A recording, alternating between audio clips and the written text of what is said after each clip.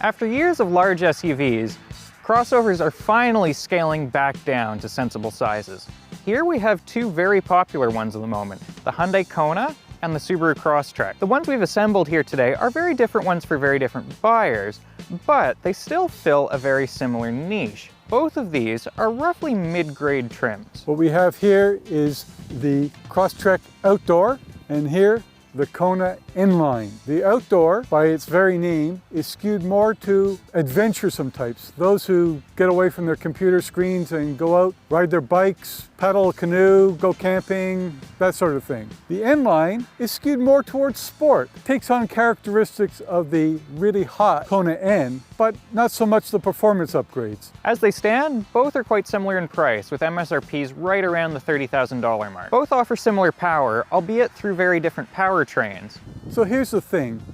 We have sport versus rugged. And you know, they attract different buyers. But ultimately, if you have $30,000 or so to spend on a subcompact crossover, what provides the better value? Let's hit the road and find out.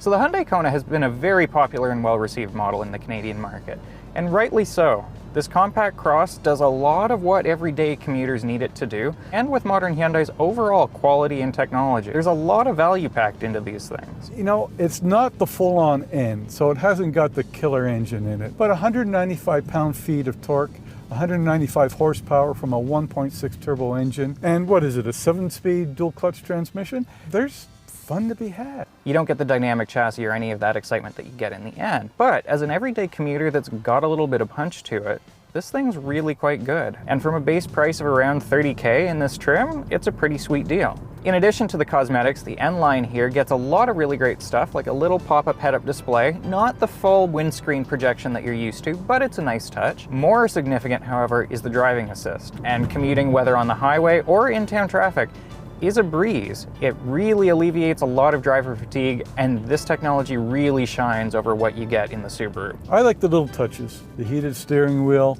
the heated and ventilated front seats. More than that though, I like the dynamics of this car. It handles very well. It's tight, it's solid, it feels good to drive. That infotainment is a lot slicker, faster, and more modern. Both cars have CarPlay, but the Kona has wireless charging. This has set a very high bar, but now it's time to see how the Crosstrek does.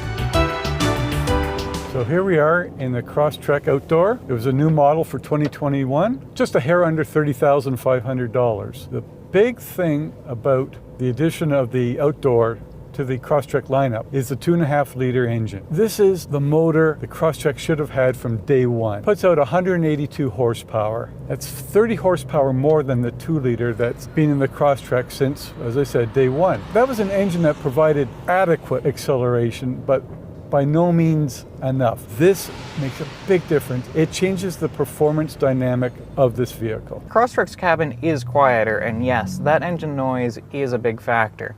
I have complained about the noise of the Kona's 1.6 turbo when it was in the Seltos, and it is just as noisy in the Kona, though at least here it's not pushing $40,000 as it was in that other vehicle.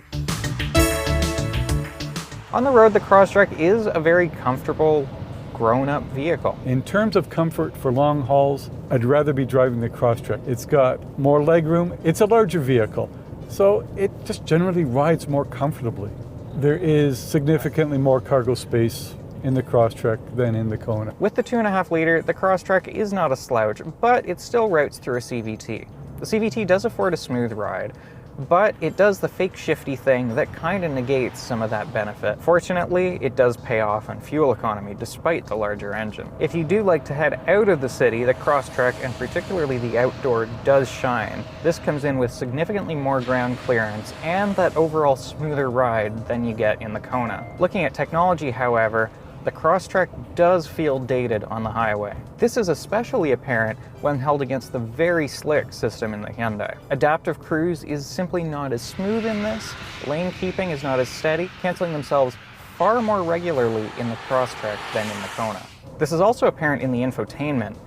which tries to look modern with lots of slick gradients, but is still very slow to respond and offers only basic functionality. To its credit, the Crosstrek does try to be a little bit sporty by mounting simulated paddle shifters behind the steering wheel. This allows you to step up and down in the rev range like if you were in a transmission with Soul. And it's the sort of feature that 99% of buyers will totally ignore. So for all the polish of the Kona-n-line and some of the shortcomings of the Crosstrek, I think it is clear that we are leaning toward this one as the sensible buy. It's just hard to like it when the Hyundais have gotten so good. So we've spent a good amount of time in both of these crossovers, and they do fit very different niches. That said, it is time to decide a winner. So ultimately, with this $30,000 budget, we have two very popular models. I mean, the Crosstrek is Subaru's best-selling model, and the Kona is Hyundai's.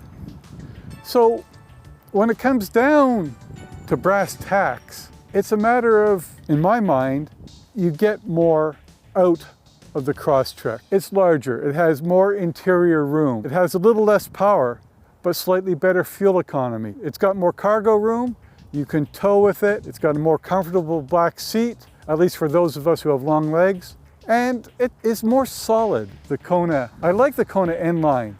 It's sporty, it's youthful. If it was just up to me, I'd love to be driving it. It reminds me of the sporty compacts I used to drive when I was Elliot's age. To be sure, the Kona is a far more refined and modern package, where the Crosstrek does feel a little dated. But in everyday life, the basic utility of the Crosstrek is hard to argue. I think we do have to hand this one to the Subaru. It is a more practical vehicle, all in all. And for once, I agree with you. For Driving.ca, I'm Brian Harper. And I'm Elliot Alder. And for more SUV and crossover news and reviews, check us out on Driving.ca and on social media on Twitter and Instagram.